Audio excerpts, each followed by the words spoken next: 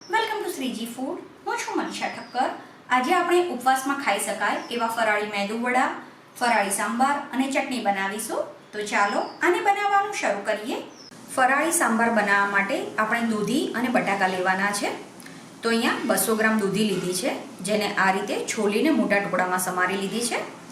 અને આની સાથે જ 2 મીડિયમ સાઇઝના એટલે ગ્રામમાં 150 ગ્રામ બટાકા લીધા છે, જેને છોલીને આ રીતે મીડિયમ સાઇઝના ટુકડામાં સમાર્યા છે. દૂધી અને બટાકા કાળા ના પડે એના માટે છોલીને એને આ રીતે પાણીમાં જ સમારવાના.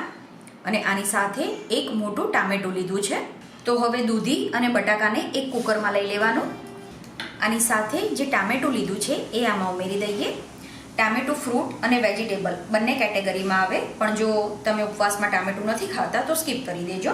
હવે આમાં જ આપણે દૂધી, બટાકા અને ટામેટા ડૂબે એટલું પાણી ઉમેરી દેવાનું. તો લગભગ 2 ગ્લાસ જેટલું પાણી આમાં ઉમેર્યું છે. હવે આમાં જ આપણે સ્વાદ પ્રમાણે મીઠું, અડધી ચમચી હળદર અને અડધી ચમચી લાલ મરચું ઉમેરી દઈશું અને આને મિક્સ કરી લઈશું. આની સાથે જ આપણે એક લીલું મરચું સમારીને ઉમેરી દઈએ.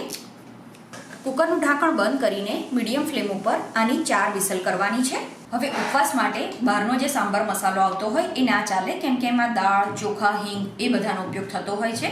તો આપણે ઉપવાસ માટેનો ફરાળી સાંભાર મસાલો પણ ઘરે બનાવીશું. તો એક ફ્રાય પેનને ગરમ થવા માટે મૂકવાની. આમાં 2 નાની ચમચી જેટલા સૂકા ધાણા ઉમેરવાના, 10 થી 12 મીઠા લીમડાના પાન, 2 સૂકા લાલ મરચાં, એક નાનો તમાલપત્રનો ટુકડો, 8 થી 10 કાળા મરી, 4 થી 5 લવિંગ અને 1 ચમચી જીરું ઉમેરવાનું છે. આ બધી વસ્તુને ધીમા ગેસ ઉપર શેકવાની. વચ્ચે વચ્ચે આને હલાવતા રહેવાનું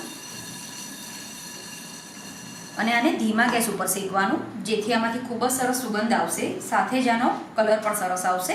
હવે આ બધા મસાલા સરસ રીતે શેકાઈ ગયા છે. તમને આ બધા મસાલાનો કલર બદલાયેલો લાગશે, સાથે જ આમાંથી ખૂબ જ સરસ સુગંધ પણ આવવા લાગશે. તો ગેસ બંધ કરી દઈશું અને મસાલાને આપણે આ જ ફ્રાય પેનમાં ઠંડા થવા દેવાના છે. 4 વિસલ પછી દૂધી, બટાકા અને ટામેટાં બધું સરસ રીતે બફાઈ ગયું છે. આને હેન્ડ બ્લેન્ડરથી બ્લેન્ડ કરી દેવાનું અને પછી એક વાસણમાં લઈ લેવાનું છે. અને પછી આમાં જરૂર પ્રમાણે પાણી ઉમેરી દેવાનું. સાંભારને મીડિયમ ગેસ ઉપર ગરમ થવા માટે મૂકી દેવાનો.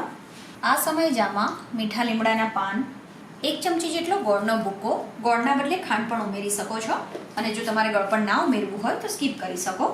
થોડું મીઠું ઉમેરી દઈશું. આપણે દૂધી, બટાકા એ બધું બાફવા મૂક્યું ત્યારે તો મીઠું ઉમેર્યું હતું, પણ બીજું જે આપણે પાણી ઉમેર્યું છે એનો ટેસ્ટ બેલેન્સ કરવા માટે બીજું મીઠું ઉમેર્યું છે. હવે આ ઉકળે ત્યાં સુધીમાં આપણે સાંભાર મસાલા માટે જે મસાલો શેકીને રાખ્યો છે એનો પાવડર બનાવી દેવાનો છે. જે સાંભાર મસાલો બનાવ્યો છે એ અડધી ચમચી જેટલો આમાં ઉમેરવાનો અને બાકીનો મસાલો તમે કોઈ કાચની કે પ્લાસ્ટિકની બોટલમાં ભરીને ફ્રીજમાં સ્ટોર કરી શકો છો. ફ્રેન્ડ્સ, આની સાથે જ મેં ચેનલ ઉપર બીજી પણ ઘણી બધી ફરાળી રેસીપી બતાવેલી છે, જેના વિડીયોની લિંક પણ ડિસ્ક્રિપ્શન બોક્સમાં આપી છે. તો ત્યાંથી તમને બીજી ફરાળી રેસીપી જોવા મળી જશે. અને તમને જો મારી આજની રેસીપી પસંદ આવે તો રેસીપીને લાઈક અને શેર કરી આવી જ નવી નવી રેસીપી શીખવા માટે ચેનલને સબસ્ક્રાઈબ કરવાનું ના ભૂલતા. આમાં કોઈ દાળનો ઉપયોગ ના થયો હોય એટલે આ સાંભારને બનવામાં પણ ખૂબ જ ઓછો સમય લાગે છે. તો આ બધા મસાલા ઉમેરીને આને 5 મિનિટ માટે ઉકાળવાનો. તો હવે આ સાંભાર સરસ રીતે ઉકળી ગયો છે. આને આપણે સાઈડમાં મૂકી દઈશું અને હવે આના માટે વઘાર તૈયાર કરવાનો છે. તો વઘાર કરવા માટે એક નાની ચમચી જેટલું તેલ ગરમ થવા માટે મૂકવાનું. તેલ ગરમ થઈ જાય એટલે આમાં અડધી ચમચી જીરું ઉમેરવાનું. જીરું તતળી જાય એટલે ગેસ ધીમો કરી દઈશું અને આમાં એક સૂકું લાલ મરચું ઉમેરી દઈએ. તૈયાર કરેલા વઘારને આપણે સાંભારમાં ઉમેરી દેવાનો. આમાં થોડો લીંબુનો રસ અને સમારેલી કોથમીર ઉમેરી દેવાની. તો આ આપણો ફરાળી સાંભાર બની ગયો છે. મેદુવડા બનાવવા માટે 1 વાટકી મોરૈયો લેવાનો છે, જેને સાફ કરી લેવાનો અને પછી પાણીથી 2 વાર ધોઈ લેવાનો છે. તો મોરૈયાને ધોવા માટે કોઈ એક વાસણમાં કે તપેલીમાં લઈ લેવાનો. હવે 2 વાર આને પાણીથી સરસ રીતે ધોઈ લેવાનો છે. હવે મોરૈયાને એક કુકરમાં લઈ લેવાનો. તમારે આને બહાર તાંસળામાં કે કડાઈમાં બનાવવું હોય તો પણ બનાવી શકાય, પણ કુકરમાં ખૂબ જ ઓછી મહેનતમાં અને ઓછા સમયમાં મોરૈયો બનીને તૈયાર થઈ જશે. તો હવે 1 વાટકી આપણે મોરૈયો લીધો હોય તો એની સામે 3 વાટકી આમાં પાણી ઉમેરવાનું છે. તો જે વાટકીથી મોરૈયાનું માપ લીધું હોય એ જ વાટકી કે કપના માપથી આમાં પાણી ઉમેરવાનું. પછી આમાં સ્વાદ પ્રમાણે મીઠું ઉમેરી દેવાનું. કુકરનું ઢાંકણ બંધ કરીને મીડિયમ ફ્લેમ ઉપર આની 2 વિસલ કરી લેવાની. 2 વિસલ પછી હવે આ મોરૈયો સરસ રીતે કૂક થઈ ગયો છે. આને એક થાળીમાં કાઢીને ઠંડો થવા દેવાનો છે. હવે જેમાં સાંભાર મસાલો વાટીને તૈયાર કર્યો એ જ મિક્સર જાર ફરીથી ઉપયોગમાં લીધું છે.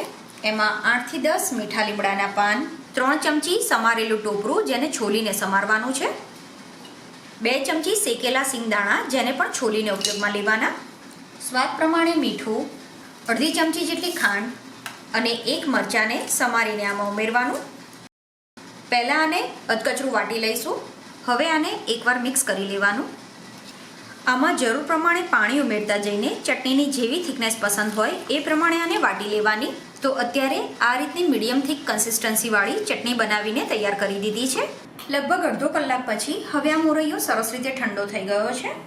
તો આ જ સમયે આપણે આમાં બાકીની સામગ્રી ઉમેરી દઈએ. તો એક મીડિયમ સાઇઝનું બટાકું લેવાનું જેને છીણીને આમાં ઉમેરવાનું છે.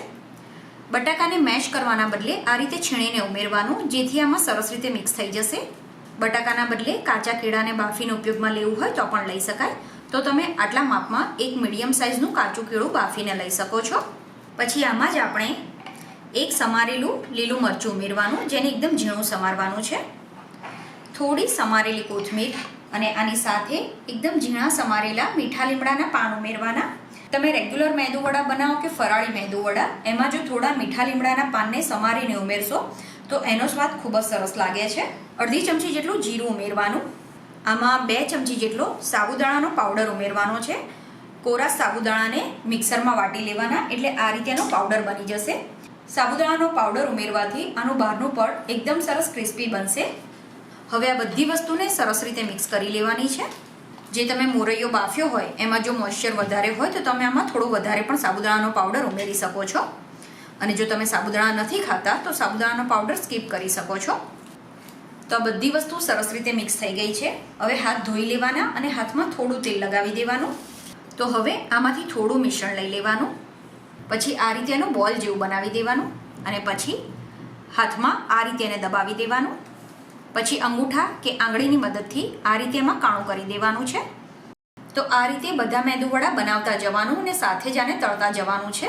તો હવે આને સાથે સાથે તળતા પણ જઈએ. તેલ એકદમ સરસ ગરમ થાય પછી જ આને તળવાના છે.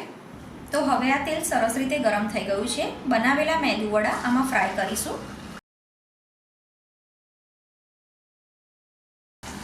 એક સાથે વધારે મેંદુવડા નથી મૂકવાના. આને મીડિયમ ટુ હાઈ ફ્લેમ પર ફ્રાય કરવાના છે. થોડી વાર પછી મેંદુવડા આ રીતે તળાશે એટલે એની જાતે જ ઉપર આવવા લાગશે. હવે આને ફેરવી દઈશું.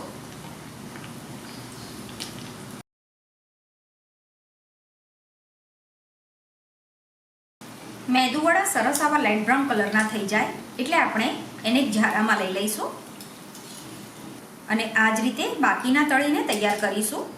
અત્યારે જે માપ લીધું એનાથી આ સાઇઝના 10 થી 12 મેંદુવડા બનીને તૈયાર થાય છે. બનાવેલા મેંદુવડાને એક સર્વિંગ પ્લેટમાં લઈ લઈએ અને આની સાથે ફરાળી સાંભાર અને ફરાળી ચટણી સર્વ કરીશું.